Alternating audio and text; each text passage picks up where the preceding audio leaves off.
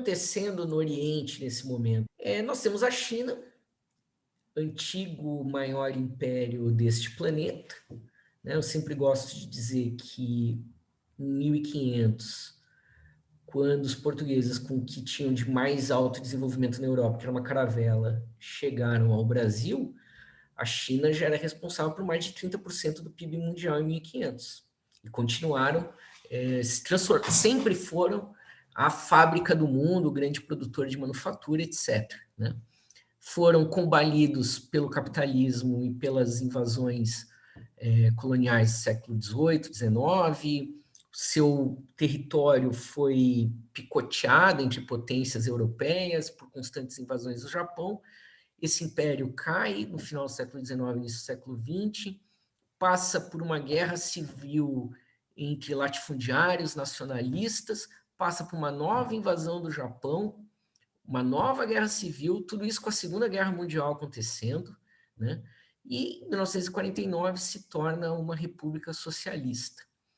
Mas a China de 1949, ela é, em primeiro lugar, 3 vezes maior do que a Europa Ocidental, com um quarto da população mundial, e com uma sociedade feudal e completamente destruída por quase meio século de guerra civil ou guerras estrangeiras. E, além disso, reivindicando agora um pensamento marxista. E a pergunta que todo país no século XX, com inspirações ou aspirações marxistas, fez como é que eu desenvolvo uma sociedade atrasada? Como é que eu salto de uma sociedade feudal para a sociedade mais avançada da humanidade, que seria o socialismo em direção ao comunismo? Como é que eu resolvo isso? Né?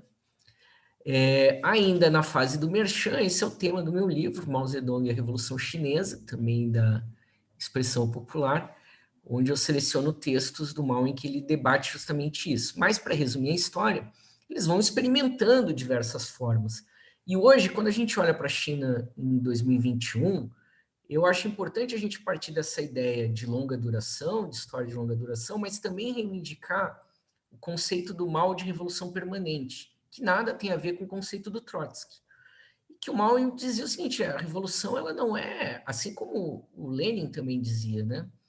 Que após a tomada do poder é que começavam as dores do parto dessa nova sociedade. Então, Mao não via como, declaramos a Constituição, está aqui o socialismo, beleza, né? Que, abre parênteses, o modelo soviético tinha muito disso, né? Declarou, levantou a bandeirinha, está valendo. Não era isso. O Mao entendia como um processo permanente. E, principalmente, eles valorizam as contradições. E foram buscando respostas de acordo com as contradições. Então, por um lado, né, e isso é o que move o plano quinquenal, o primeiro plano quinquenal, o grande salto adiante, a revolução cultural, né? E efetivamente, então a gente pode resumir o funcionamento da China até hoje, o que eles chamam de socialismo com característica chinesa, em 5 questões, né?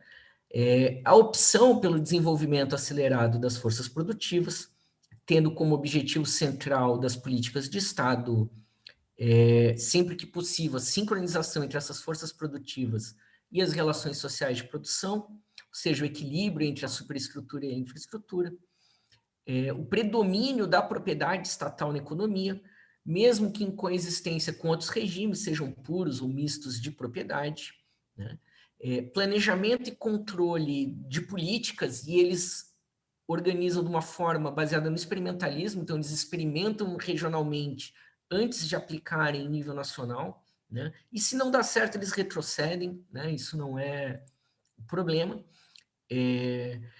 Enfim, a ideia do Estado, né? Estão sendo organizado para dar conta disso, e principalmente a direção do Partido Comunista como motor desse processo.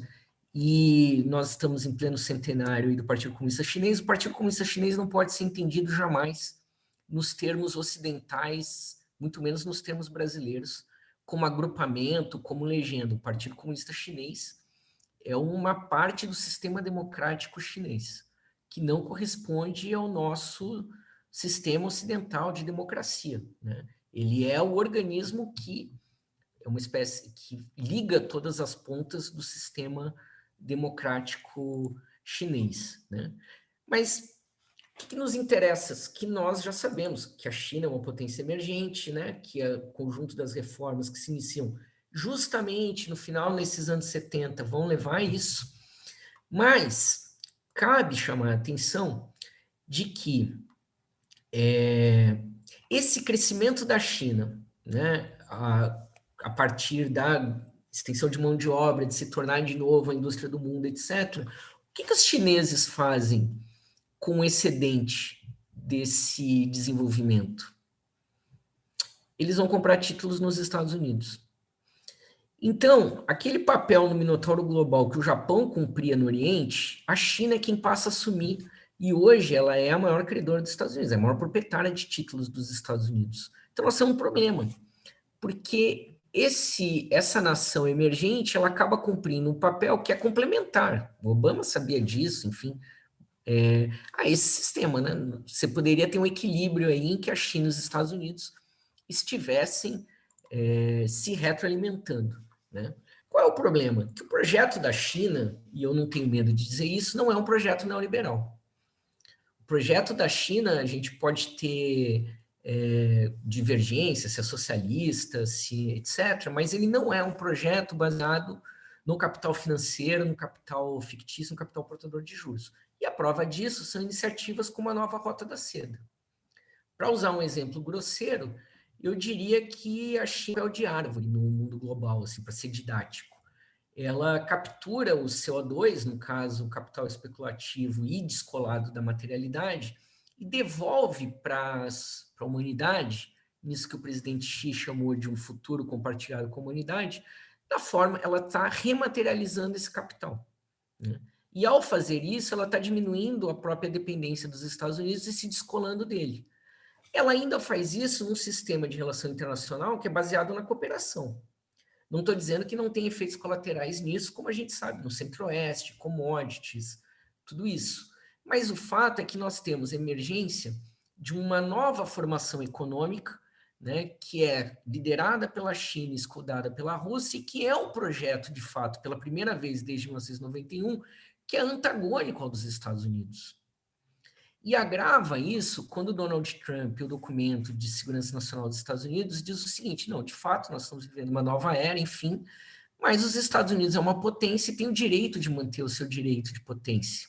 E a gente chama atenção no livro que o professor José Luiz Fiore diz assim: ó, olha, esse documento ele é histórico, porque é a primeira vez, desde aquele discurso todo sobre o American Way of Life, Segunda Guerra, que os Estados Unidos estão dizendo: nós não temos nada a oferecer ao mundo. É isso aí, nós somos grandes, nós somos fortes e nós vamos bater em quem a gente quiser, entendeu? Nós somos valentão do colégio. E você tem a China que está dizendo, nós temos uma outra proposta, baseada na cooperação ganha-ganha, de novo, tem efeitos colaterais, né? Tem contradições, a China tem consciência disso, mas o processo da nova Rota da Seda, das experiências que a China tem construído e que tem proposto, é antagonicamente distinto do projeto dos Estados Unidos para o século XXI.